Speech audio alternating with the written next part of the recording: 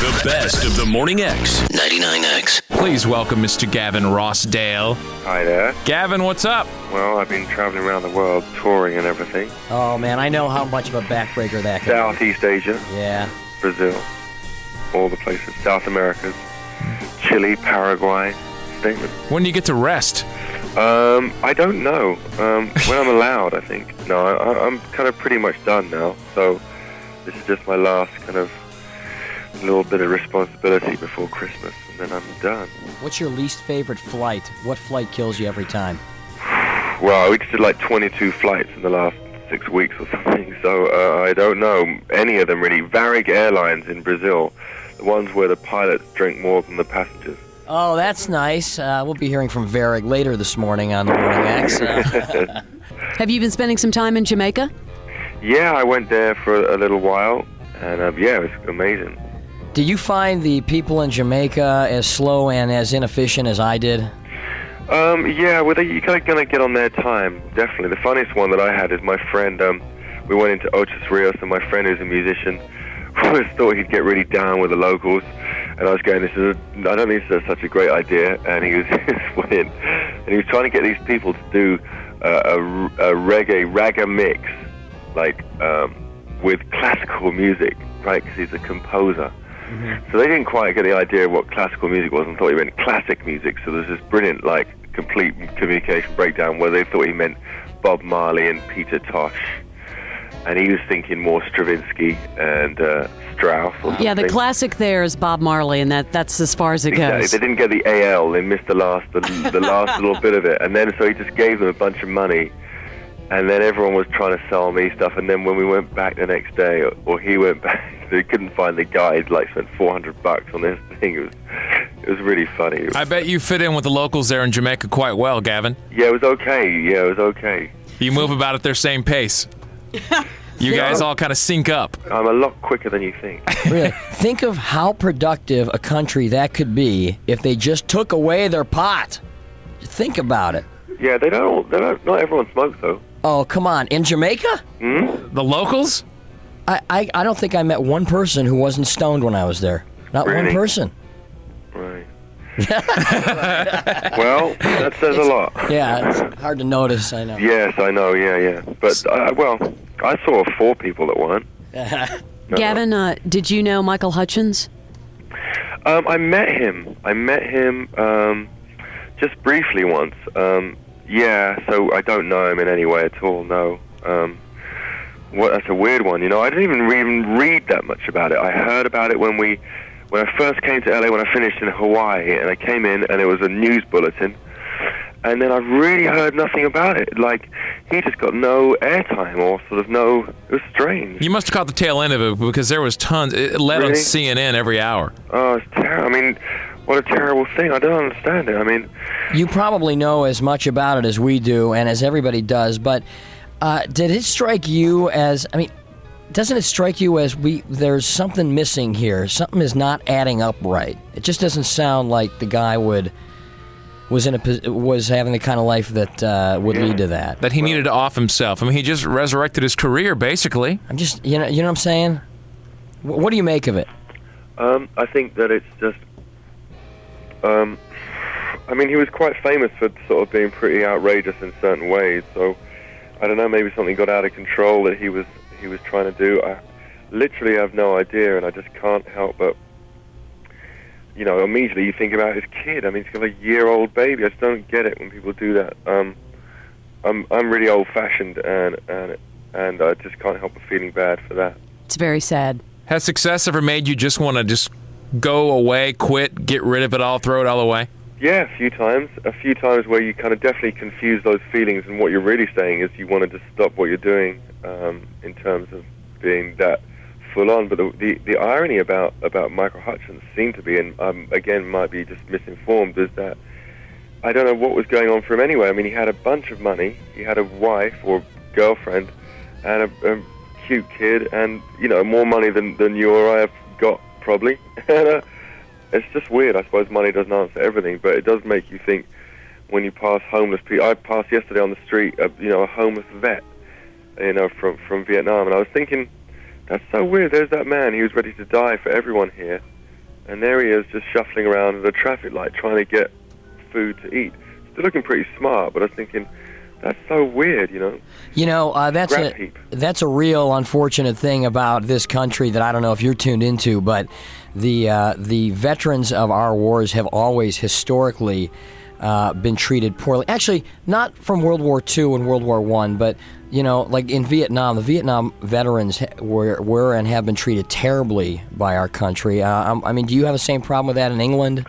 Well, I don't think there's that many people that, you know, we haven't had a recent war. I mean, we've obviously had, like, the Falklands and stuff, but it wasn't a large-scale thing. But, so, you know, we have our own kind of things, you know, homeless people and whatever.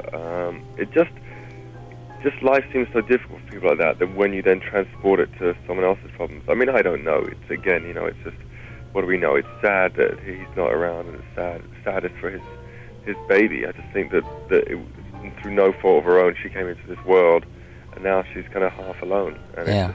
It was sad. It was very sad. Let's shift gears out of the gloom. Yeah. I mean, I feel bad for them, so, you know. Yeah, it's horrible. Yeah, in England, the homeless people are called musicians. Yes, they are. Hey, welcome to NFL Flag. Are you ready? Yeah! Are you ready? Yeah! No matter who you are, lace up your cleats, smear on your eye black, step out on the field and chase something. Chase a goal. Let's get it! Chase the big time. Get that, ladies! Chase rings. Chase gold medals. Chase all of it. It's all up for grabs now. NFL Flag. Chase something.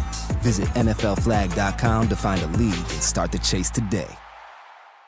YouTube personality Benny Johnson has cracked the code on a new era of newsmaking. And you know, we have some major members of the White House team that will be joining the program. I know it makes you uncomfortable. It makes me uncomfortable. But ladies and gentlemen, sometimes you just gotta dive right in and say, well. It's a new cultural landscape. This is the proper messaging. Thank you. Let's rock and roll. The Benny Show. Follow and listen on your favorite platform. Gavin, have you got any movie offers?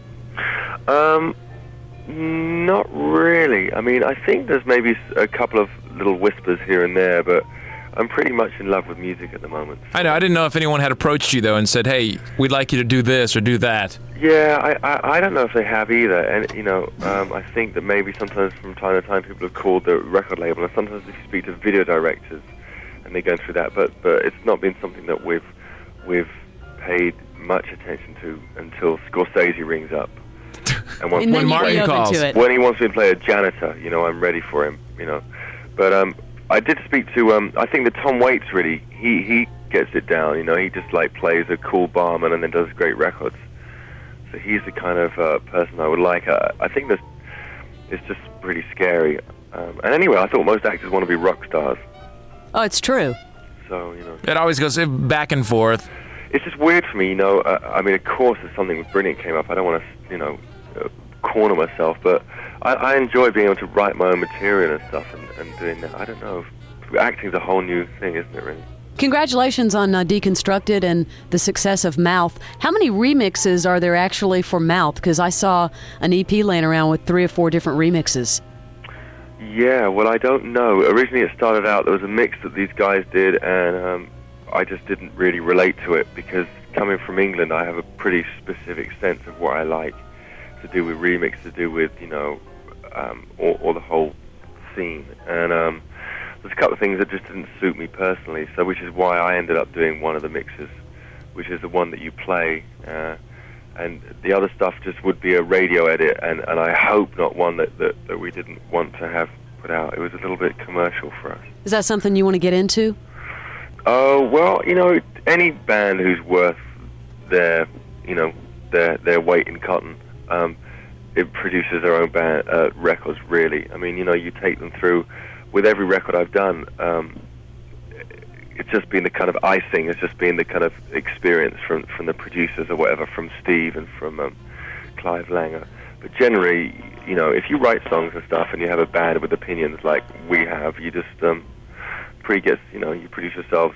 But I did produce some other people, some friends of mine, these girls a while ago, and I loved doing it. So I would like to do that. That's really pretty cool. I was reading this interview with Mick Jagger, and he said that the problem with producers is that you get these guys in here, and you already have an idea of how the record should sound, and then they want to maybe do something different, and you end up going with your own ideas anyway. So why have somebody in there who you're going to have to pay and just use your own ideas anyhow? I know, but everyone knows how a Stones record should sound. Isn't it? My mum could go in and produce a Stones record. 3 chords, a nice 4/4 no, beat. Great sound. Like, God, they're a brilliant, raucous band. So they just set them up with a few mics and Have you seen any of their shows this tour? No, I kind of was meant to go to the Las Vegas one and I missed out. I love that the song that's been played everywhere, that Baby. Anyone seen My Baby song? I think it's right, the Katie Lang song. Yeah, I mean, sure. I mean, I think that's incredible that they gave her publishing on that anyway, didn't they? Well, that was very cool of them, and that was very cool of her to just... Like they're going to miss it. Yeah. Like they're going to miss hey, that check's gone. Yeah, exactly. This interview isn't over. More after a quick break. You can also find it and more on the Morning X with Barnes and Leslie podcast. You're inside the best of the Morning X. Jim Rome takes on sports. I'm here to give my State of the Union. What do I always say? While they may always be a disappointment, they're not always horrendous. And that's why this season feels different. They just suck. He's the Spitfire of sports smack. We've got lava being flung and slung in every single direction imaginable. It's hard to even know where to start with this tsunami of bullcrap. The Jim Rome Show podcast. How are they doing? Follow and listen on your favorite platform.